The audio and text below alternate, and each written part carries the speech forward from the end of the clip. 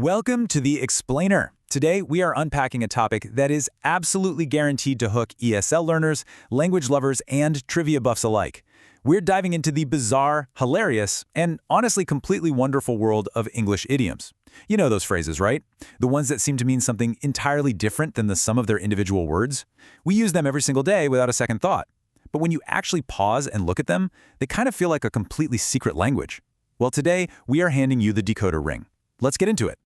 Imagine you're having a totally normal conversation, and someone turns to you, deadpan, and asks, "What does it mean if you have tomatoes on your eyes?" If you take that literally, well, you're picturing a salad on someone's face. It makes absolutely zero sense, right? But take the German idiom, Tomaten auf den Augen haben. Literally, you have tomatoes on your eyes. Its actual meaning, though, it means you aren't seeing what everyone else can see. It is just so easy to validate the struggle of any ESL learner trying to navigate these literal translations because we see this all over the world. Like in Sweden, they have an expression, "Der är ingen ko på isen," which literally translates to, "There's no cow on the ice." What it actually means? Don't worry, there's no danger. I mean, it's brilliant. Section 1. Surprising historical origins. Where idioms come from. To really grasp why we say these strange things, we have to travel back in time. Let's start with a phrase we use when we have to face something we really just don't want to do. Bite the bullet, meaning to accept something difficult or unpleasant. The origin of this is actually rooted in some pretty grim battlefield medicine. Back in the day, when doctors were operating during a battle, they often lacked anesthesia or just the time to administer it. So they would ask the patient to literally bite down on a lead bullet to distract from the excruciating pain. The first recorded use of the phrase actually pops up in 1891. Now, what about mad as a hatter, meaning to be completely crazy? Most of us immediately picture Lewis Carroll's Alice in Wonderland, for sure. But this actually proves that idioms are way older than we think. This dates back to the 17th and 18th centuries in France, well before Carroll's book was even a thought. Hatmakers back then used mercury for the hat felt, which led to widespread mercury poisoning. This Mad Hatter disease caused shyness, irritability, and tremors that made the poor hat makers appear completely mad. Here's another one. Cat got your tongue? We usually ask this playfully, right? Like when someone is quiet or at a loss for words. But the history is surprisingly dark. It comes from the British Navy, who used a brutal whip called the Cat o' Nine Tails for flogging. The pain from this whip was so severe that it caused the victim to stay absolutely quiet for a long time afterward. Oh, and there's also an alternative theory dating back to ancient Egypt, where liars and blasphemers had their tongues literally cut out and fed to the cats. I mean, wow, quite the visual. Okay, on a slightly more diplomatic note, we have bury the hatchet, meaning to stop a conflict and make peace. This is a fascinating micro-story from early North America. During times of conflict between the Puritans and Native Americans, peace negotiations involved a very physical, very literal act.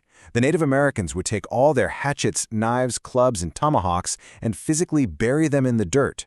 The weapons were literally made inaccessible to ensure the peace was kept. Have you ever felt someone give you the cold shoulder? It means they're being unwelcoming or antisocial. Well, this traces back to the early 1800s, to a polite but incredibly harsh custom. See, if a guest was welcome in your home, you served them a hot, fresh meal. But if you had an unwelcome guest, you would serve them a cold piece of meat from the shoulder of mutton, pork, or beef. It was society's polite way of saying, yeah, it's time for you to leave now. Section 2. Shakespeare's Linguistic Legacy. The Master of Idioms. We literally cannot talk about modern English without pivoting to a single hero who essentially crowdfunded the language we use today. Get this. William Shakespeare single-handedly invented and added a staggering 1,700 words and phrases to the English language over 450 years ago. His use of language was just unmatched, and he was constantly debuting new terms in his plays and sonnets that the public just instantly ate up and adopted. So the crucial point here is that we quote him daily without even knowing it. When you say something is bedazzled, like overwhelmingly sparkling or shining, you are quoting The Taming of the Shrew. When you say you're in a pickle, meaning a difficult situation, you're quoting Alonzo in Act 5 of The Tempest. And if you've ever been on a pointless pursuit, a wild goose chase, you literally have Mercutio from Romeo and Juliet to thank for that phrase. We are using these brilliant 450-year-old micro-stories for our modern situations every day. And you know, some of his phrases offer really profound life advice. Take "to thine own self be true," spoken by Polonius in Hamlet. This legendary phrase totally transcends time, emphasizing the absolute importance of sticking to your own beliefs and values, regardless of whatever wild situation you find yourself in. Section 3. Idioms about time. Time-based expressions. Since time is something we all stress about, English is totally packed with a visual, evocative idioms to describe it.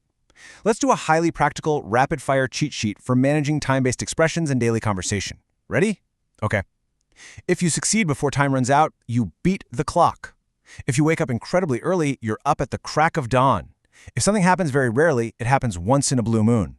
And if you finish a task with absolutely zero time to spare, you got it done in the nick of time. I mean, they just paint such vivid pictures compared to just saying, oh, I finished late. And here is a piece of excellent, highly pragmatic advice that transcends generations. A stitch in time saves 9. It's such a specific visual idiom.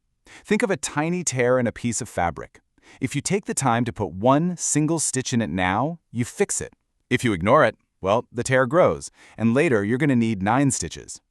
It just means complete a task properly and thoroughly the first time to avoid a much bigger problem later. Section 4. The language of business, decoding the workplace. If business articles in the Wall Street Journal ever feel like they're written in a secret language, don't worry, it's not your English, it's the idioms. Business English acts like an exclusive decoder ring. Knowing these financial terms will help you navigate money conversations at work with absolute confidence. For example, if the company adds a 24/7 cafe, someone might say it cost a pretty penny, meaning it was super expensive. If a marketing strategy gives you great performance for the cost, you're getting more bang for the buck. And if an angel investor is backing your startup, you might describe them as filthy rich. Then we have structural business idioms that perfectly articulate those systemic workplace challenges we all know. Red tape refers to time-consuming, obstructive bureaucracy. You know, all those exhausting phone calls and meetings just to get a simple project approved.